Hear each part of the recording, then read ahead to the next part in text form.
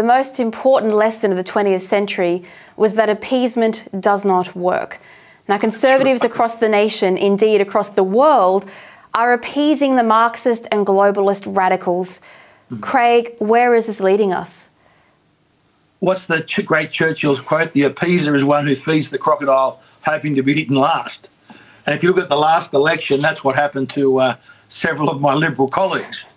That instead of standing up and fighting these Teals and fighting these Greens and arguing the case that net zero is a ruinous nonsense that will damage our country, hand a political advantage to China and won't change the weather at all, instead of arguing that fight, they tried to appease the Teals and the Greens.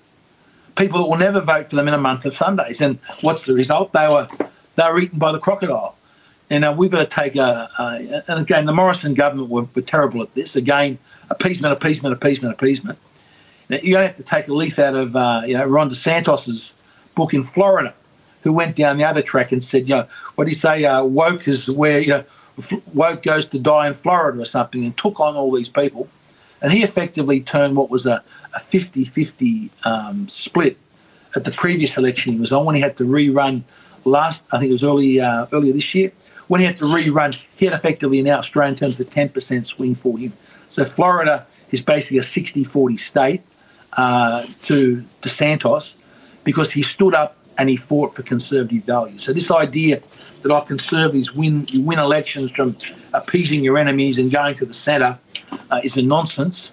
That's the way you lose elections, and that's the way you turn the place into one-party states, like we're seeing in Victoria now with the tragedy and the economic disaster that Victoria is, and the very bleak future that Victoria has for years to come because of the reckless spending of, politicised, reckless, politically correct spending of Dan Andrews.